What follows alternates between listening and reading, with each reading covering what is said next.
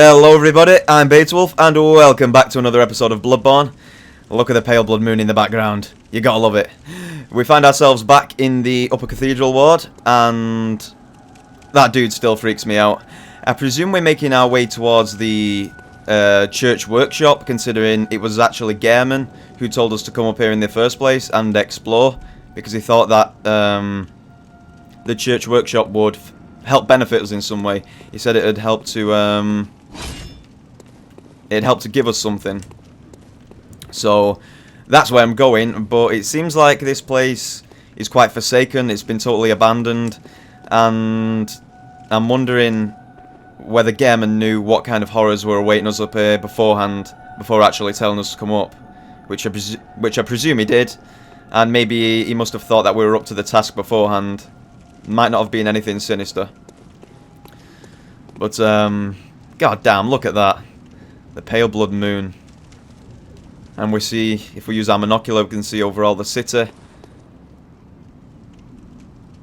Bit of a bridge over there branching onto that building. That's where we started off, right down there. And as we see, if we look past the city of Yharnam, we can see the sea. And it looks like maybe a neighbouring land over there. I don't think that'll be part of Yharnam. It's gorgeous. But without further ado, let's progress. I don't think there's anything else more for us in this place. We got the gesture off this guy after talking to him, and then that looks like it. It doesn't seem like there's much more. So, very well, let's move on. After killing the Cthulhu, we did open this door, and oh, hold on for a second.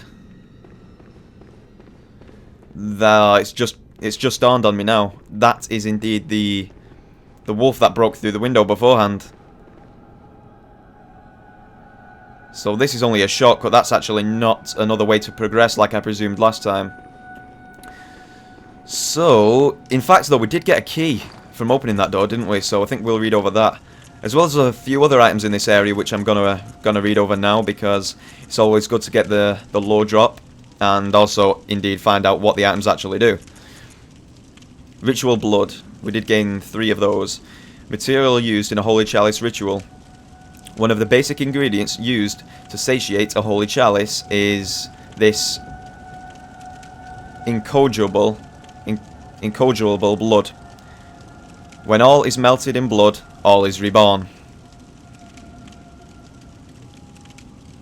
Right, so that's mandatory to satiate a holy chalice. Right. I'm trying to think about what the second line means. Melted in blood, all is reborn. The first thing that springs to mind when I read that is the guys that were in Yaha Gul, who were on the floor as pools of blood, and they kept coming back. They were undying. They kept returning after we killed them, rising from the pools. That's an interesting one. When you satiate something, it's been cleansed. It's all been done, so to speak. It's clean. It's reborn. So I'm not sure what effect that does have on the holy chalices, considering we've not experienced those before. We did say that we're not going to take them on in this playthrough. We're just going to focus on the main game soon, first of all, and come back to them maybe in the future, possibly at least. We did read all over the cold blood flower bud. I still don't know what that does. And it's still not letting us use it. I wonder if you need a certain stat to be able to use that. Oh, it's used in a holy chalice. Yeah, we did cover that the other day. Yellow backbone. Special material used in a holy chalice ritual. Again. Special body parts collected by the healing church. What was this gruesome bait used to lure? The additional rite rotted offering beckons ungodly forces. Normally terrifying things, but also worthy prey for a special hunt. Wow. Okay, that one's I think that one's a little bit deeper than the other one. So the healing church were using it to bait something, clearly, as it says. And considering it seems a bit like a special bait, because the questions are being asked in the description, you might think it'd maybe be some sort of boss or some sort of significant beast that the church were looking to kill.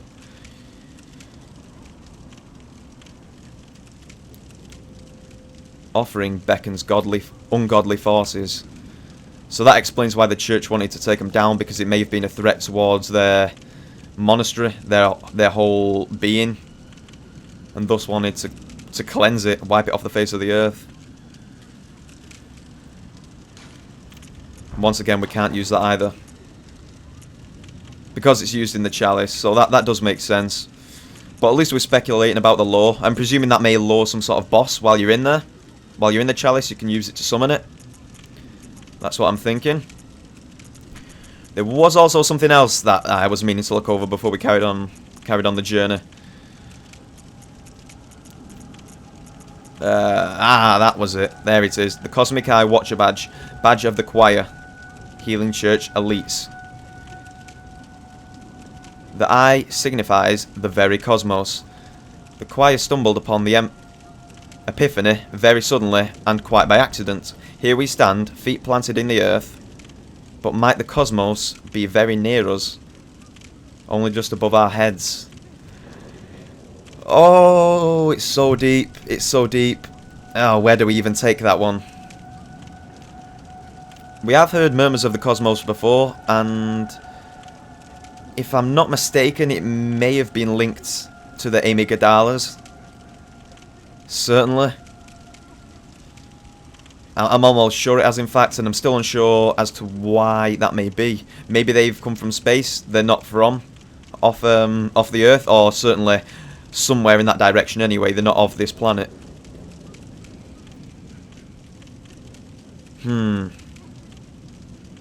Stumbled upon an epiphany very suddenly and quite by accident.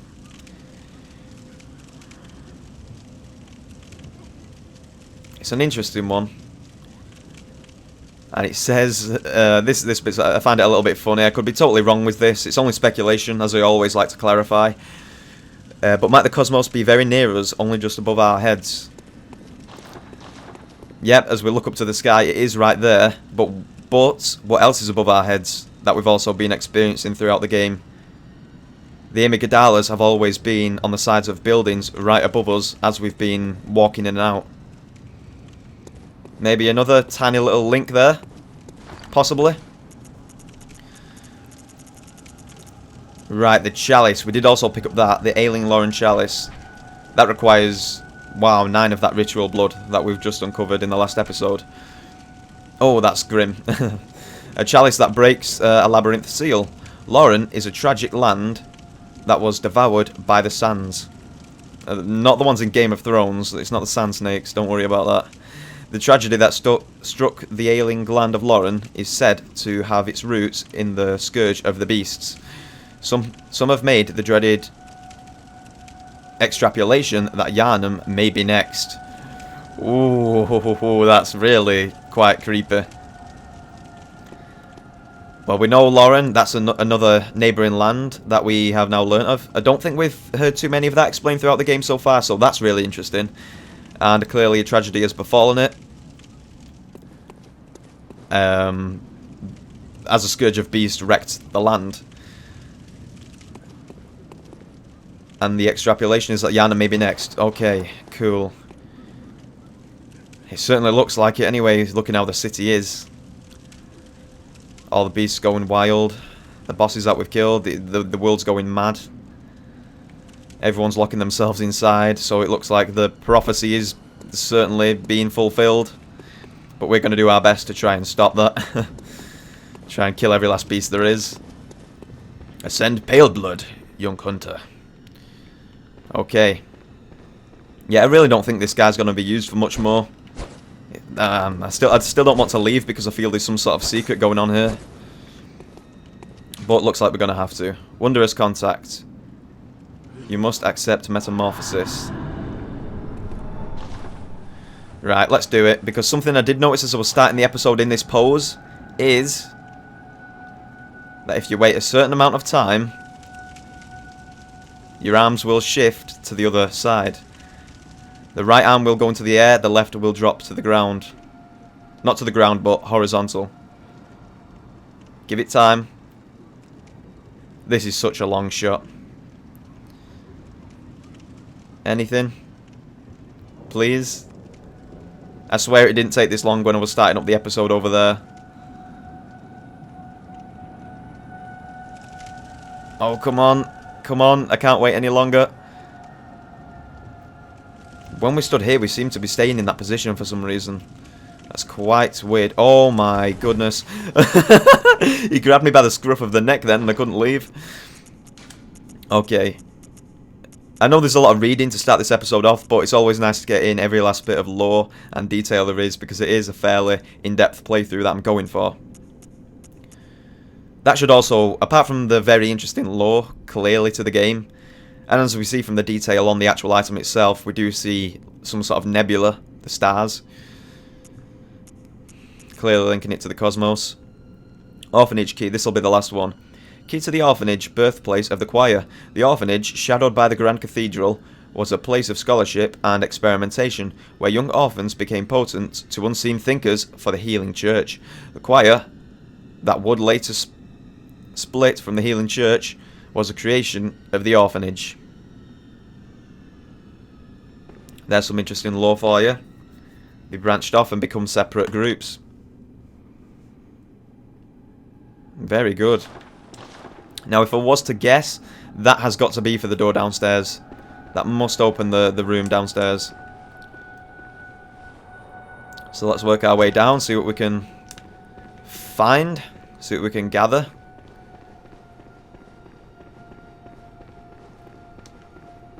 As we make our way through this really creepy upper level of the cathedral. I certainly love this area. It's definitely one of my favourites. The atmosphere alone is worth it enough. Ah, this has got to be it, right? Yeah!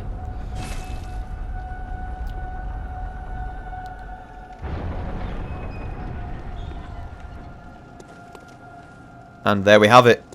That's the door we were trying to unlock. That's a huge shortcut. That's massive for us. Yes, please. I will take that with open arms.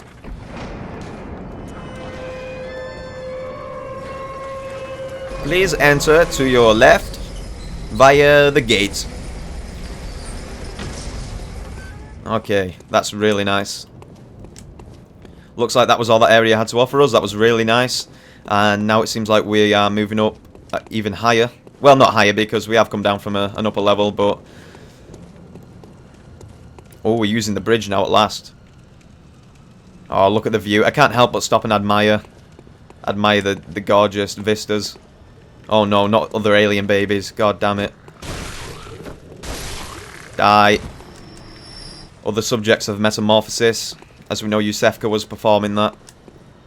Which brings me on to talk about... I know I did say in the last episode that we was going to do a character catch-up in this episode, but clearly we find ourselves halfway through an area, so it's kind of... It wouldn't be efficient to jump out now and then come back and carry on later. But on the topic of characters... if you remember way back... Oh my god. Is that like a mass graveyard? No, it's only flowers. I thought it was loads of the alien babies. I did, nearer the beginning of the game, I'd say, there was a woman, if you remember, who was locked inside the house. She was talking about the night of the hunt, and she didn't trust us clearly. And then we eventually gained her trust, and we told her to go somewhere. We could pick between Erdon Chapel or Yusefka's clinic.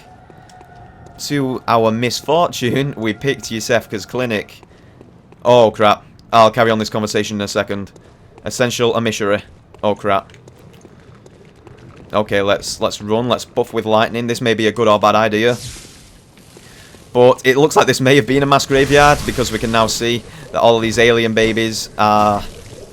Oh, not... these alien babies were, in fact, laid deep beneath the earth. So maybe it could have been their resting place, or something has just conjured them up. The Celestial Emissary is our boss.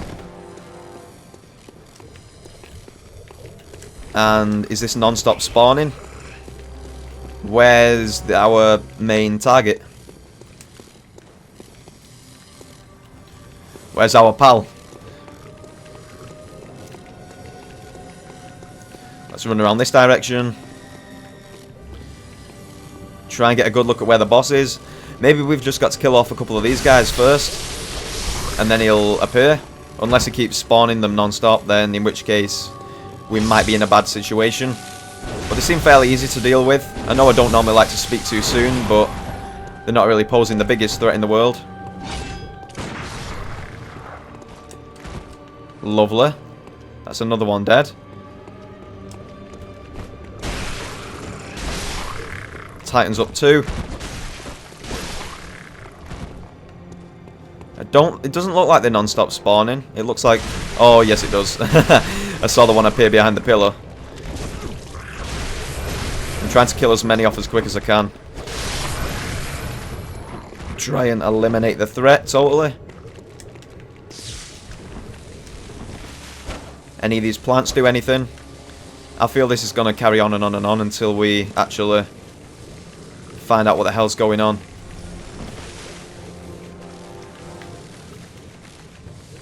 Maybe it's one of these plants.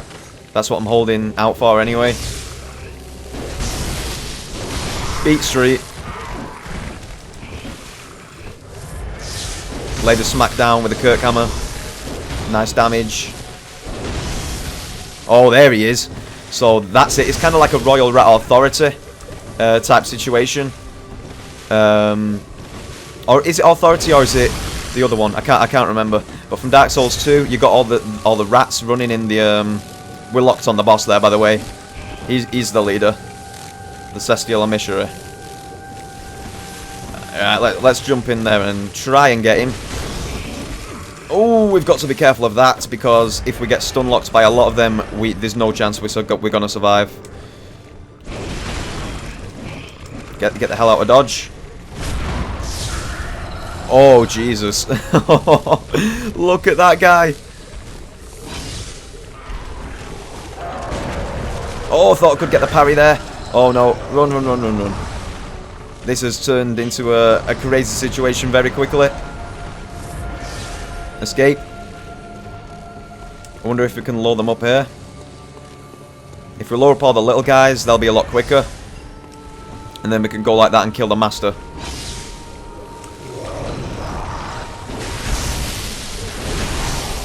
And hit his fellow friends at the same time. Oh crap. Oh crud. Back up. Right, we'll perform that same tactic. We'll lure all the little guys away. And then go down and kill the big boy. Here he comes. Look at those eyes as well. Really great design. Oh, it looks like the little guys are just as... Looks like the big guy's just as quick.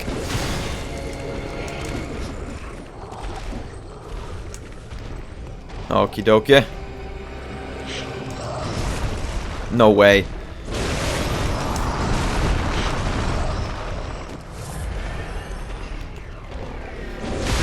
Hopefully he stops spawning them so he can give us a second of respite. Oh man, look at that. Look at that head. Yes, you're so dead, friend. Good night. Oh, very satisfying kill. Communion, again. Same rune. Celestial Emissary. That's awesome. Rune Master. Sweet. Maybe that's for attaining so many runes. Anyway, that was really cool. I love the design, the transformations. And he grew a lot taller as well. That's really cool. So, as I was trying to explain throughout that fight... Oh, it looks like we can actually see in there as well.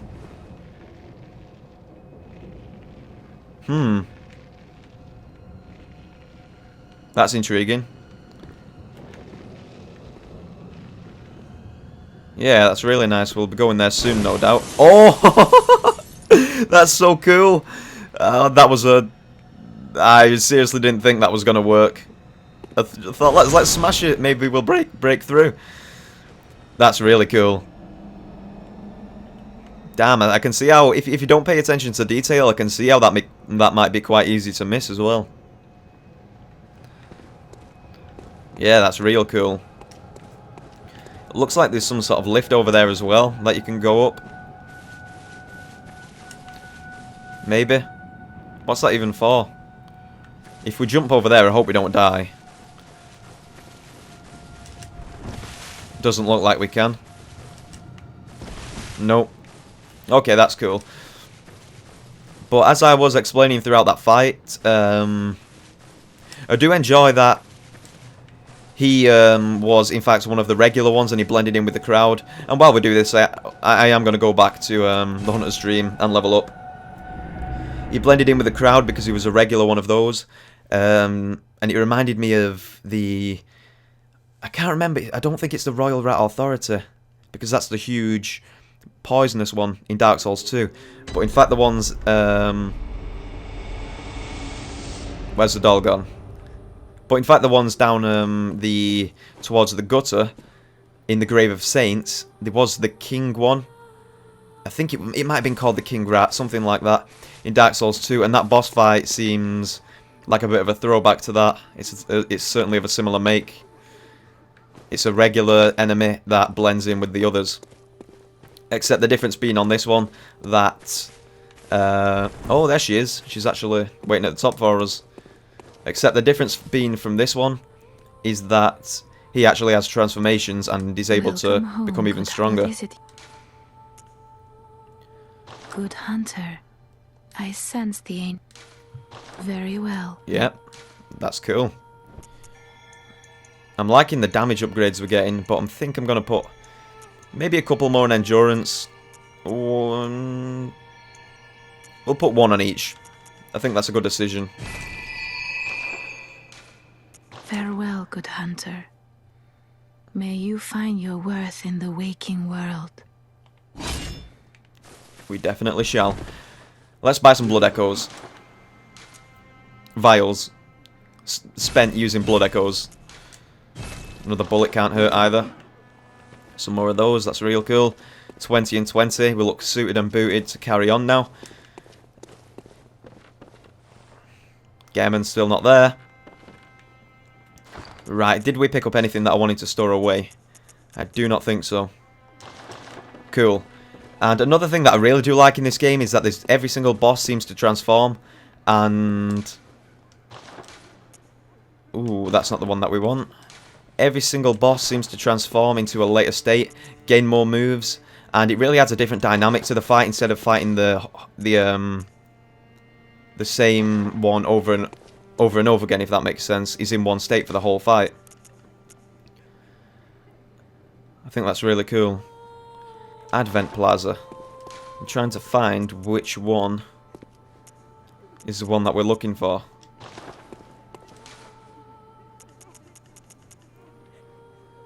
Lumenflower Gardens, that'll be it.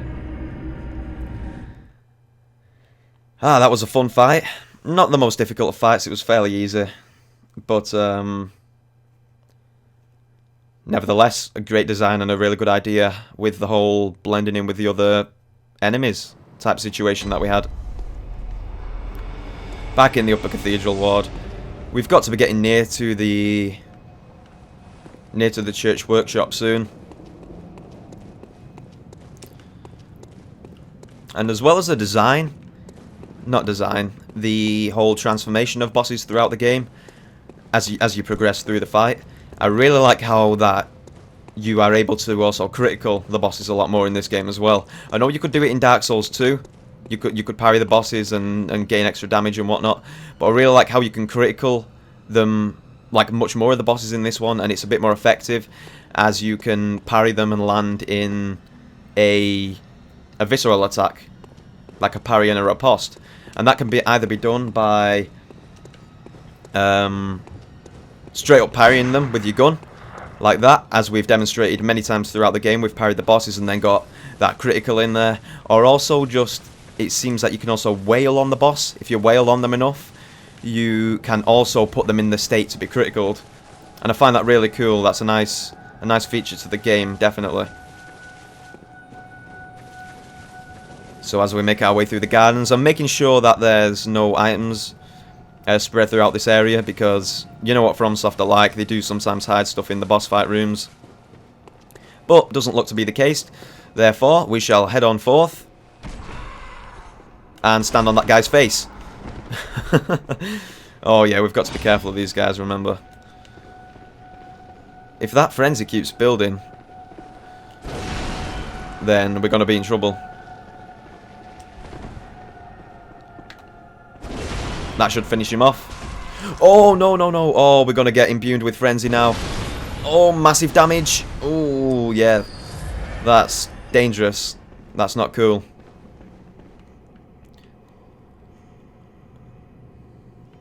Wait for a second. Are we... We are over Vicar Amelia's boss fight room.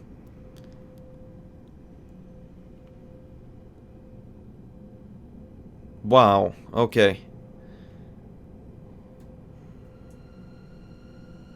Really interesting. You've got to love the level design with this game, how each area is interconnecting and it all links up together. A call beyond. Okay, that's nice. We'll read over that in a second. Yeah, the level... Oh, stop interrupting us. The level design in this game is absolutely flawless, not just in terms of the aesthetics, but the way it all interconnects and links up together. It truly is brilliant. And something else that I was saying as I... Oh, this one's a bit more advanced. Yeah, you can use those spells. This one's a caster. Is that just before we walked into that boss fight, we was also explaining about sending the female character towards Yusefka's clinic, which turns out to be a bad decision because I am assuming that the alien that we found in Yusefka's clinic was in fact the character that we sent there, because she performs metamorphosis and clearly did not keep the character safe. She turned her into an alien.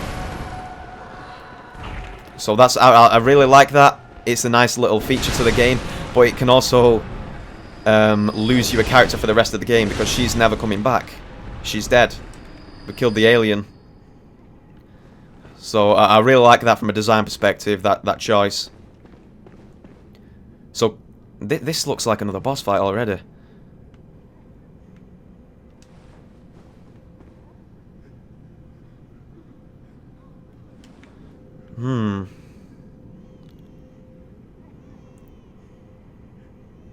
You know what? I think I'm going to save that one for now. I'm going to come back to that later because I don't want to follow up immediately with another boss fight. So, what I'm going to do is I think I'm going to go back to the Hunter's Dream and read over some item descriptions that we've really been meaning to get to. Mainly the armor, in fact. And then I might also carry on with Martyr Lagarius.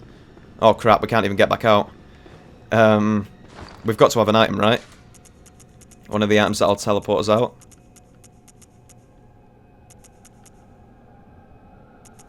So yeah, I bet you thought we'd forgotten about Martyr Lagarius. Do not worry, we'll go back for that guy soon. And as I know I'm jumping from conversation to conversation here, topic to topic. I'm rambling a little bit, but sorry, I've got a lot on my mind. There's quite a lot that I'm meaning to say. Clearly, the best choice is not to send... it's obviously clear now, because we learned it the hard way. To not send characters to Yusefka. Send them to Erdon Chapel, to the really nice fellow with the red cloak on. So that they can go in there with Ariana. And the rest of the characters that you can send there. Top tip, do not send them to Yusefka's clinic. Okay, cool. Now, we will also read over the Call Beyond just before we figure out what the hell we're doing. My mind's all over the place. I know I'm rambling. I've got a lot of topics to talk about. There we go. But without further ado, let's read this. A Call Beyond. This is going to be another arcane item, right? Yeah. Wow. Requires 40 arcane. One of the secret rites of the choir. Long ago, the Healing Church used phantasms to reach the lofty plane of the darkness, but failed to make contact with the outer reaches of the cosmos. Now, just off that paragraph, it seems like the Healing Church were trying to use these arcane items, these really mysterious, quote-unquote alien-type items and objects to contact other life off the planet. And if you think about that, it says that they failed to make contact with the outer reaches of the cosmos, but maybe that can be taken in the sense of maybe they reached something much nearer. They didn't reach way out into the cosmos, they got something much nearer. Possibly that could be an Amygdala. The Amygdalas came, they made contact with those, and they were then obviously brought to Yharnam, or the world, if you want to believe it that way, and have thus plagued the place with this terrible blight of beasts.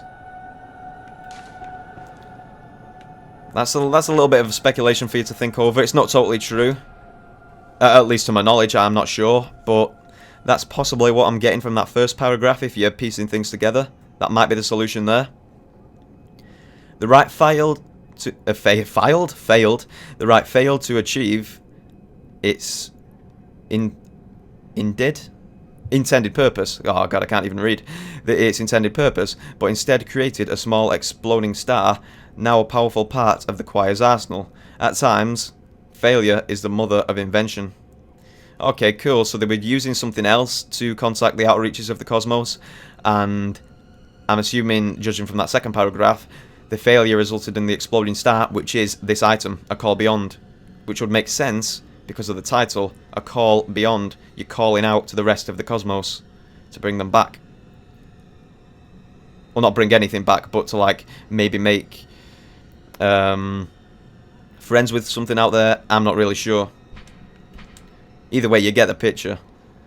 And that, speaking of pictures, that is a really cool looking one. The design on that is excellent.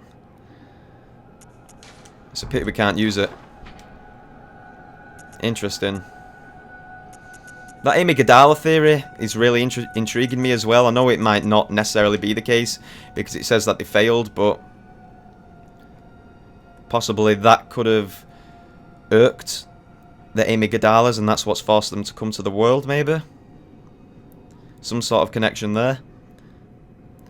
I really can't say for certain. Okay, so let's try and maybe get back. That's it, the Hunter's Mark, that's the one. That'll take us back. Tomb Mold. What a journey that was. Took us up the ledge. Absolutely fantastic.